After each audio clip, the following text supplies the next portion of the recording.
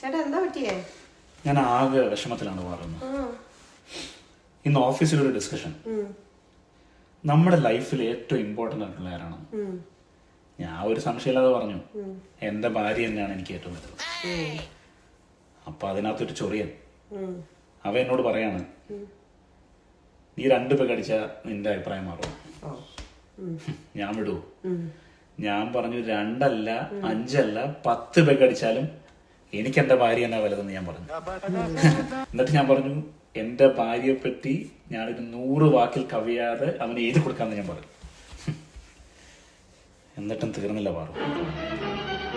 അവൻ എന്നെ ചലഞ്ച് ചെയ്തു. അവൻ പറയാണ്, എന്നാ നീ 2 പേക്ക് അടിച്ചിട്ട് ആ 100 വാക്കൊന്ന് എഴുതി കാണിക്കാം. എഴുതി കൊടുക്കണം ചേട്ടാ, അവന് ഒരു എസ്സേ തന്നെ എഴുതി കൊടുക്കണം. പിന്നല്ല. പക്ഷെ ഒരു പ്രശ്നമുണ്ട് പാറു. എന്തേ?